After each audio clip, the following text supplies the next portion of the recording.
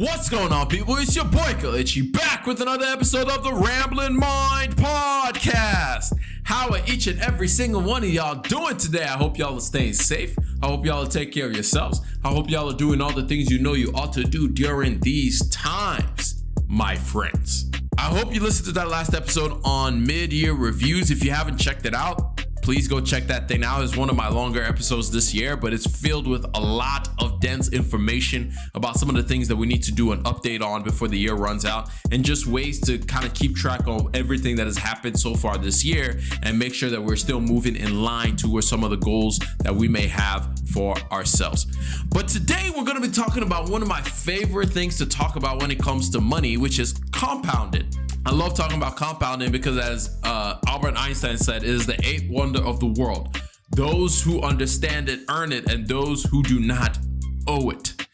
And I was thinking about it recently because in my day job, I work as a transmission line design engineer. One of the things that we talk about in transmission is something called Aeolian vibrations. Aeolian vibrations are movement or vibrations caused by very low wind speeds, even wind speeds as low as 1 mile per hour, which is imperceptible to us, where it's just like a breeze basically can cause Aeolian vibration. Now, the interesting things about this Aeolian vibrations is, on the surface, it shouldn't be a big deal. Like, what's a big deal about the wire, like a wire being swayed back and forth just at 1 mile an hour? It wouldn't even really move it, right? Or at least that is the thought. That's what you would think, that this should not be an issue.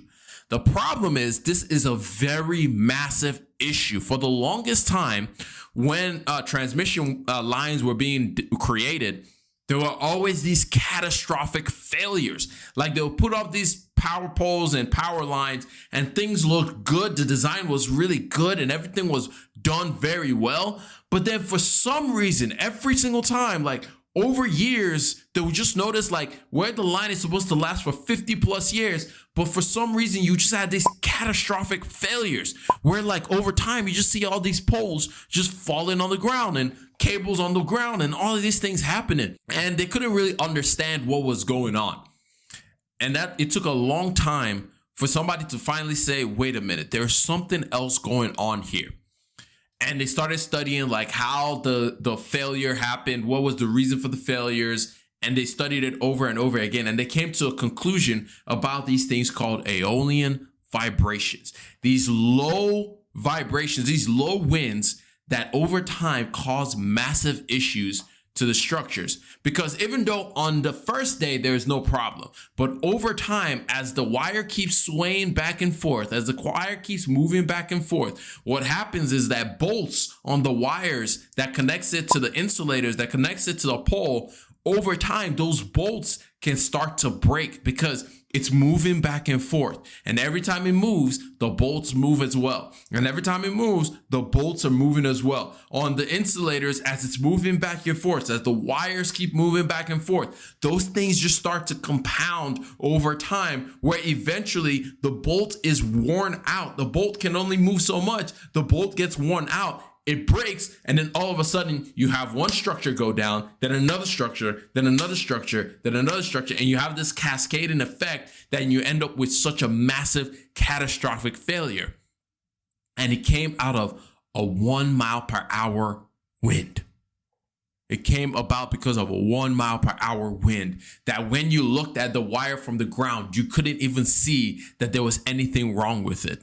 That you couldn't even tell that there was a problem going on with that structure or a problem going on with that transmission line. It just looked like there was nothing wrong with it at all.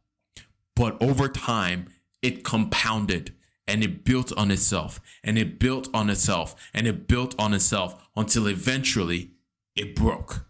And this got me thinking about our finances, about the idea of compounding in our finances. Again, we go back to the quote by Albert Einstein, at least it said that he said it, of like, those who understand it earn it, but those who do not owe it.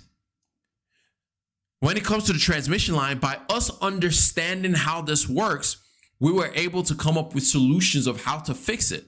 So now we put these things called dampers on the wire that adds additional weight to the wire that keeps it from swaying so much.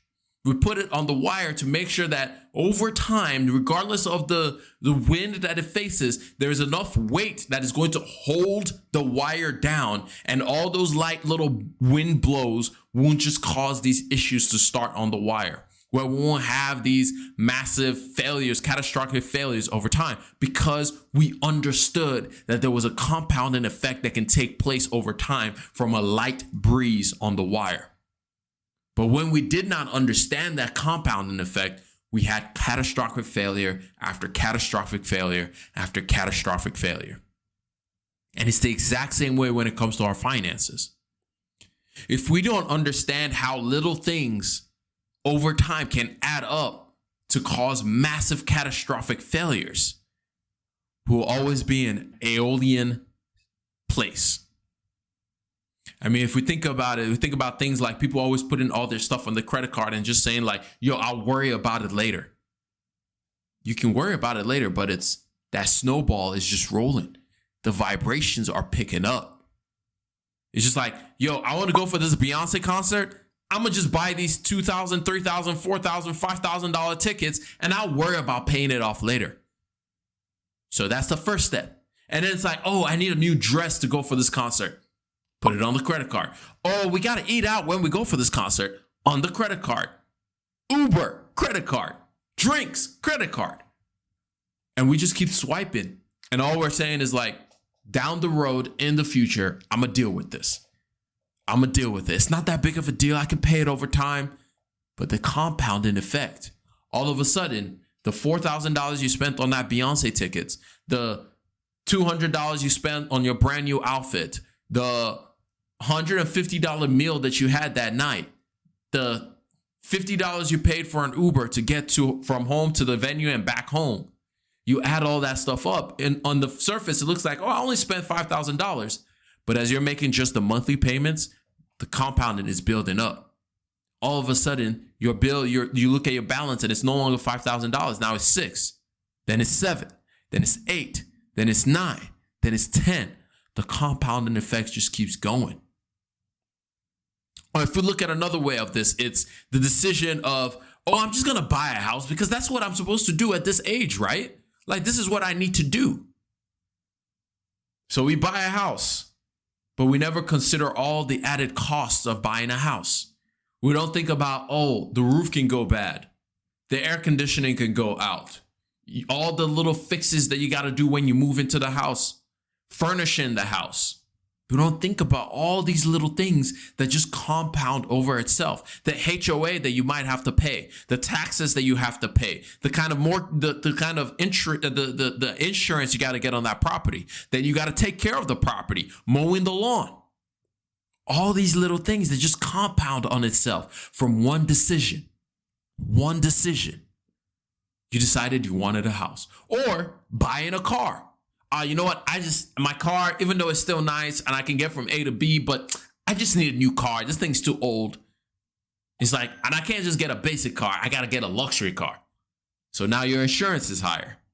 Now you can't just go to a regular tire shop anymore. You got to take it to a specialized tire shop where they're going to charge you $500 for one tire.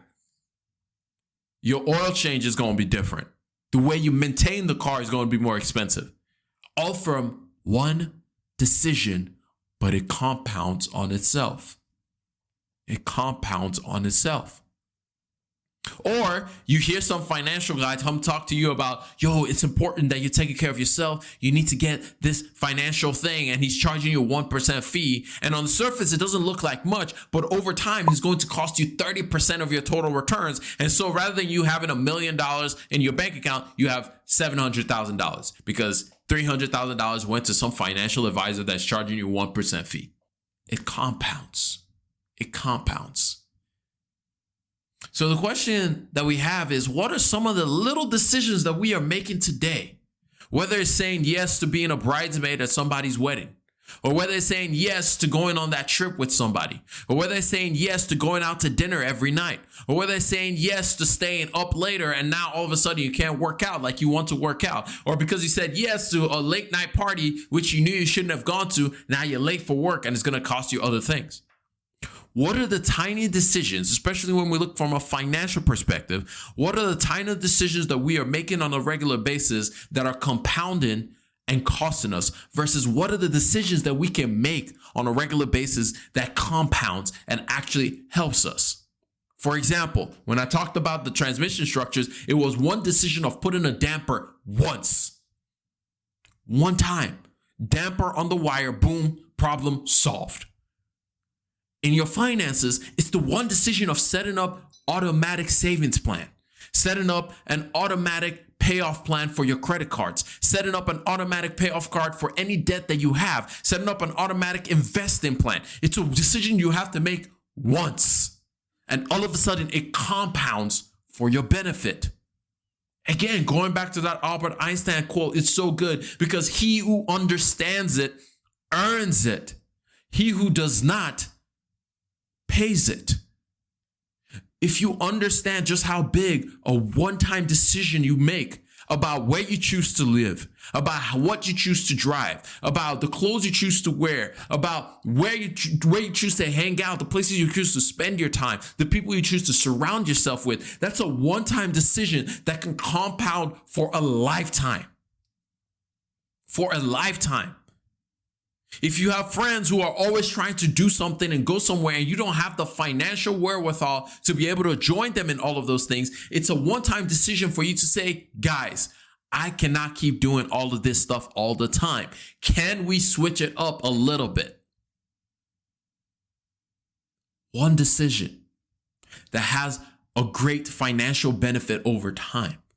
But when we choose to ignore it, when we choose to allow it to sit on the back burner, then it compounds in not the way we want.